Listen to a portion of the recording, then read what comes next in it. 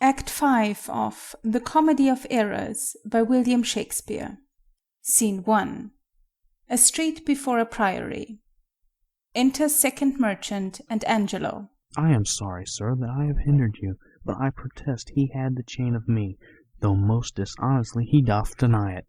How is the man esteemed here in the city? A very reverend reputation, sir, of credit infinite, highly beloved, second to none, that lives here in the city. His word might bear my wealth at any time. Speak softly. Yonder, as I think, he walks. Enter Antipholus of Syracuse and Dromio of Syracuse. 'Tis so, and that self-chain about his neck, which he forswore most monstrously to have. Good sir, draw near to me, I'll speak to him. Signor Antipholus, I wonder much that you would put me to this shame and trouble, and, not without some scandal to yourself, with circumstances and oaths, so to deny this chain which now you wear so openly. Beside the charge, the shame, imprisonment, you have done wrong to this my honest friend, who, but for staying on our controversy, had hoisted sail and put to sea to-day. This chain you had of me. Can you deny it? I think I had. I never did deny it. Yes, that you did, sir, and forswore it too. Who heard me to deny it or forswear it? These ears of mine, thou knowest, did hear thee. Fie on thee, wretch! 'Tis pity that thou livest to walk where any honest man resort. Thou art a villain to impeach me thus. I'll prove mine honour and mine honesty against thee presently, if thou darest stand. I dare, and do defy thee for a villain. They draw. Enter Adriana, Luciana, the courtesan, and others. Hold! Hurt him not, for God's sake! He is mad! Some get within him, take his sword away. Bind Dromio too, and bear them to my house. Run, master, run, for God's sake, take a house. This is some priory. In, or we are spoiled. Exeunt Antipholus of Syracuse and Dromio of Syracuse to the priory. Enter the Lady Abbess, Emilia. Be quiet, people. Wherefore throng you hither? To fetch my poor distracted husband hence. Let us come in, that we may bind him fast and bear him home for his recovery. I knew he was not in his perfect wits. I am sorry now that I did draw on him. How long hath this possession held the man? This week he hath been heavy, sour, sad, and much different from the man he was. But till this afternoon his passion ne'er brake into extremity of rage. Hath he not lost much wealth by wreck of sea? Buried some dear friend? Hath not else his eye strayed his affection in unlawful love? A sin prevailing much in youthful men, who give their eyes the liberty of gazing. Which of these sorrows is he subject to? To none of these, except it be the last, namely, some love that drew him oft from home. You should for that have reprehended him. Why, so I did. Ay, but not rough enough. As roughly as my modesty would let me. Haply in private. And in assemblies too. Ay, but not enough. It was the copy of our conference. In bed he slept not for my urging it. At board he fed not for my urging it. Alone it was the subject of my theme. In company I often glanced it. Still did I tell him it was vile and bad. And thereof came it that the man was mad. The venom clamours of a jealous woman poisons more deadly than a mad dog's tooth. It seems his sleeps were hindered by thy railing, and therefore comes it that his head is light. Thou say'st his meat was sauced with thy upbraidings, and quiet meals make ill digestions, thereof the raging fire of fever bred. And what's a fever but a fit of madness? Thou say'st his sports were hindered by thy brawls. Sweet recreation barred, what doth ensue but moody and dull melancholy, kinsman to grim and comfortless despair, and at her heels a huge infectious troop of pale distemperatures and foes to life. In food, in sport, and life-preserving rest, to be disturbed would mad or man or beast. The consequence is then thy jealous fits have scared thy husband from the use of wits. She never reprehended him but mildly, when he demeaned himself rough, rude, and wildly. Why bear you these rebukes, and answer not? She did betray me to my own reproof. Good people, enter, and lay hold on him. No, not a creature enters in my house. Then let your servants bring my husband forth. Neither. He took this place for sanctuary, and it shall privilege him from your hands till I have brought him to his wits again, or lose my labour in assaying it. I will attend my husband, be his nurse, diet his sickness, for it is my office, and will have no attorney but myself, and therefore let me have him home with me. Be patient, for I will not let him stir till I have used the approved means I have, with wholesome syrups, drugs, and holy prayers, to make of him a formal man again. It is a branch and parcel of mine oath, a charitable duty of my order. Therefore depart, and leave him here with me. I will not hence, and leave my husband here. And ill it doth beseem your holiness to separate the husband and the wife. Be quiet and depart. Thou shalt not have him. Exit. Complain unto the Duke of this indignity. Come, go. I will fall prostrate at his feet, and never rise until my tears and prayers have won his grace to come in person hither and take perforce my husband from the abbess. By this, I think, the dial points at 5. Anon, I'm sure, the Duke himself in person comes this way to the melancholy vale, the place of death and sorry execution, behind the ditches of the abbey here. Upon what cause? To see a reverend Syracusian merchant, who put unluckily into this bay against the laws and statutes of this town, beheaded publicly for his offence. See where they come, we will behold his death. Kneel to the Duke before he pass the abbey. Enter Duke Solinus, attended, Aegeon bareheaded, with the headsman and other officers. Yet once again proclaim it publicly. If any friend will pay the sum for him, he shall not die, so much we tender him. Justice, most sacred Duke, against the abbess. She is a virtuous and a reverend lady. It cannot be that she hath done thee wrong. May it please your grace, Antipholus, my husband, whom I made lord of me and all I had, at your important letters, this ill day a most outrageous fit of madness took him, that desperately he hurried through the street, with him his bondmen, all as mad as he, doing displeasure to the citizens by rushing in their houses, bearing thence rings, jewels, anything his rage did like. Once did I get him bound and sent him home, whilst to take order for the wrongs I went, that here and there his fury had committed.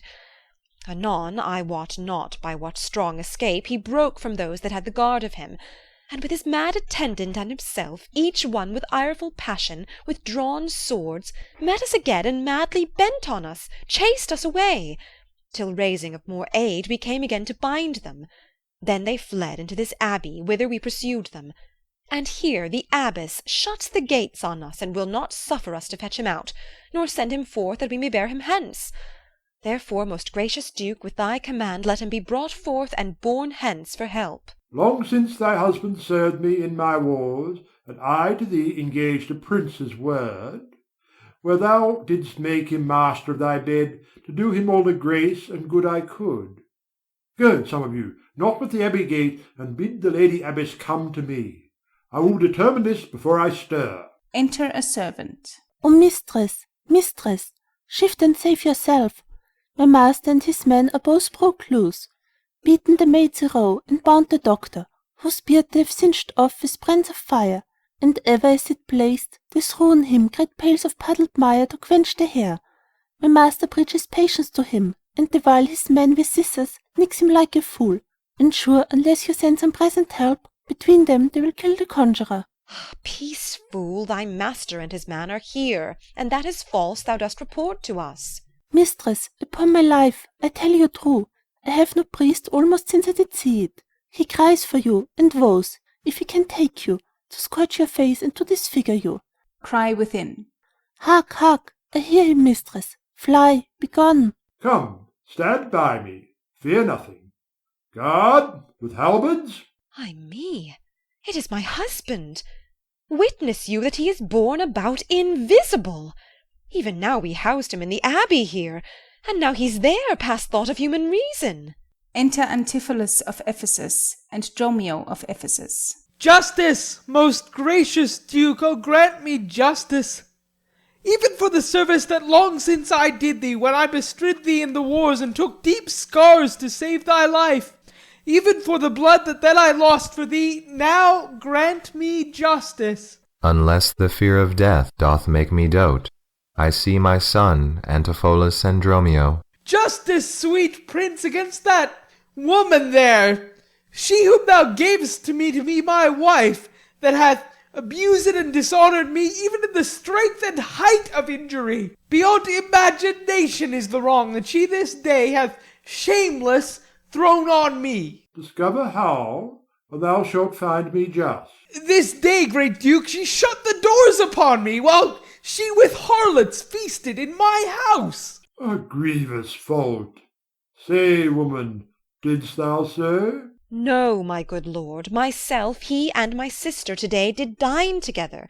So befall my soul, as this is false, he burdens me withal. Ne'er may I look on day, nor sleep on night, but she tells to your highness simple truth. O perjured woman, they are both forsworn, and this the madman justly chargeth them. My liege, I am advised what I say, neither disturbed with the effect of wine, nor heady rash, provoked with raging ire, albeit my wrongs might make one wiser mad. This woman locked me out this day from dinner. That goldsmith there, were he not pact with her, could witness it, for he was with me then, who parted with me to go fetch a chain, promising to bring it to the Porpentine, where Balthazar and I did dine together.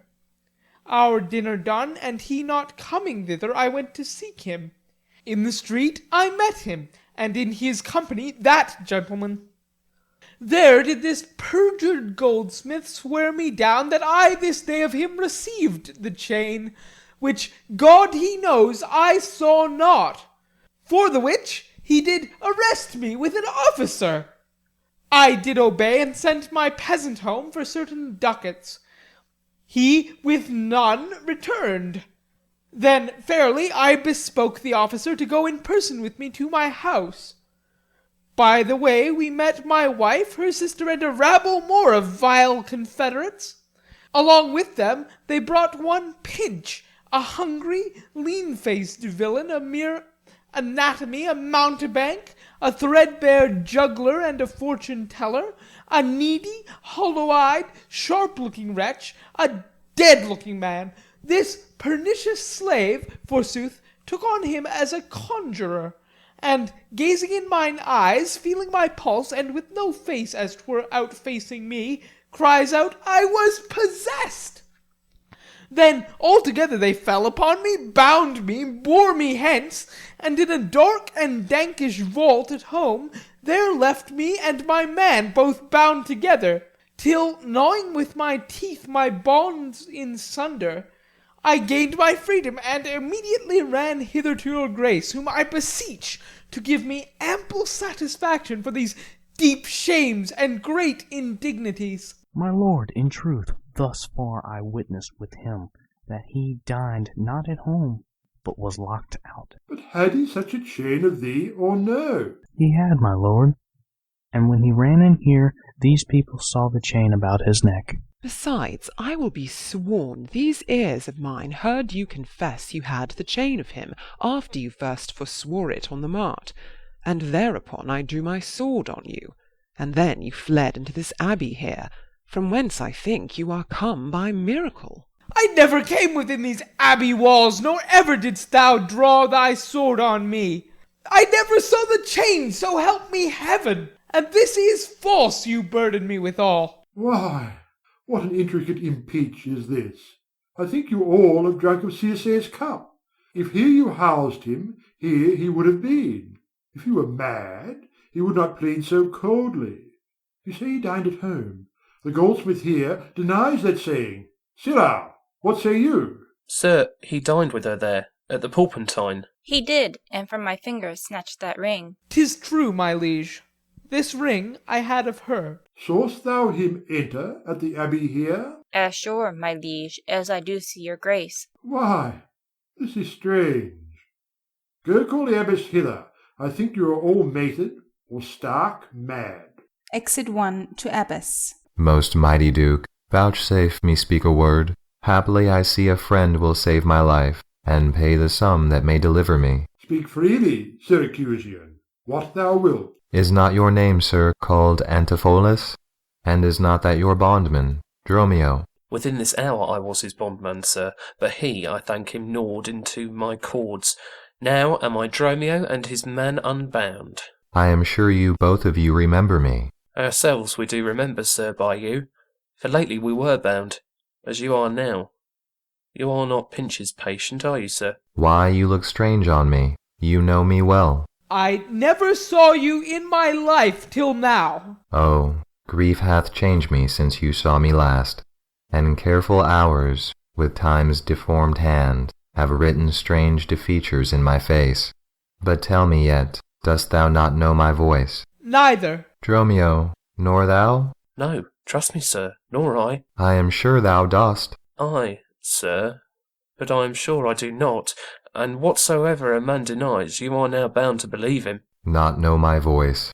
O time's extremity, hast thou so cracked and splitted my poor tongue in 7 short years, that here my only son knows not my feeble key of untuned cares?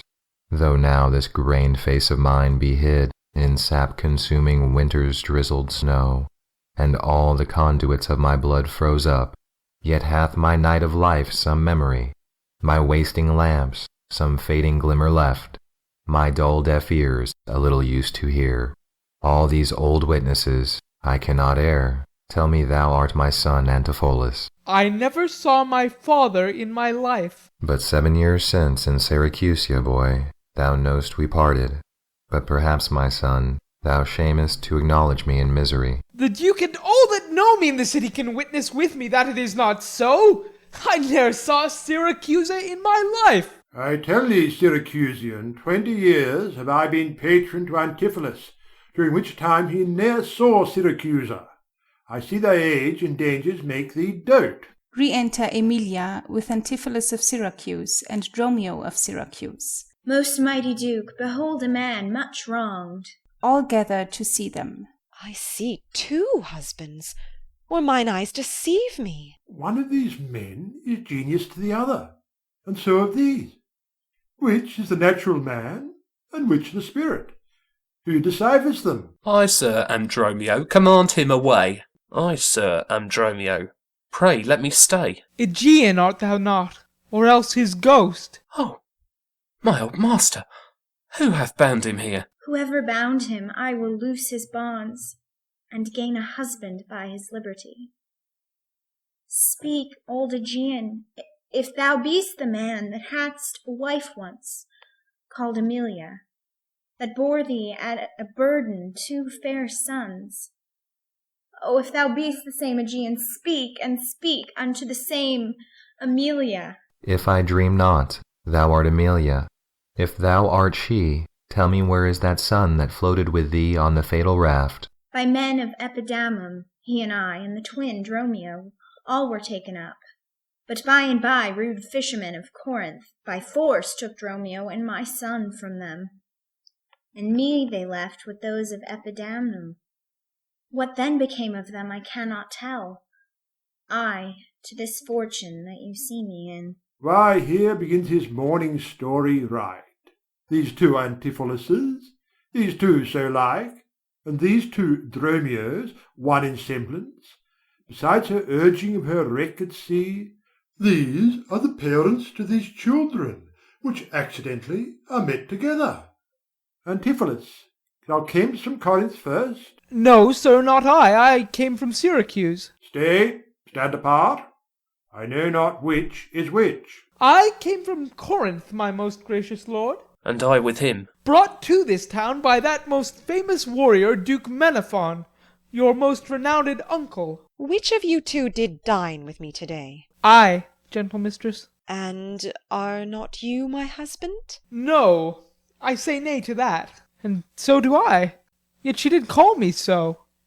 And this fair gentlewoman, her sister here, did call me brother. To Luciana. what I told you then I hope I shall have leisure to make good. If this be not a dream I see and hear. That is the chain, sir, which you had of me. I think it be, sir, I deny it not. And you, sir, for this chain, arrested me. I think I did, sir. I deny it not. I sent you money, sir, to be your bail by Dromio, but I think he brought it not. No, none by me. This purse of ducats I received from you, and Dromio, my man, did bring them me. I see we still did meet each other's man, and I was ta'en for him, and he for me, and thereupon these errors are arose. These ducats pawn I for my father here. It shall not need. Thy father hath his life. Sir, I must have that diamond from you. There, take it. And much thanks for my good cheer. Renowned Duke, vouchsafe to take the pains to go with us into the abbey here, and hear at large discoursed all our fortunes, and all that are assembled in this place that by this sympathized one day's error have suffered wrong. Go, keep us company, and we shall make full satisfaction. 33 years have I but gone in travail of you, my sons, until this present hour my heavy burden ne'er delivered. The Duke, my husband, and my children both, and you, the calendars of their nativity, go to a gossip's feast, and go with me, after so long grief, such festivity. With all my heart I'll gossip at this feast. Exeunt all but Antipholus of Syracuse, Antipholus of Ephesus, Dromio of Syracuse, and Dromio of Ephesus. Master, shall I fetch your stuff from shipboard? Dromio, what stuff of mine hast thou embarked? Your goods that lay at host, sir, in the Centaur. He speaks to me. I am your master, Dromio. Come, go with us. We'll look to that anon. Embrace thy brother there. Rejoice with him. Exeunt Antipholus of Syracuse and Antipholus of Ephesus. There is a fat friend at your master's house that kitchened me for you to-day at dinner.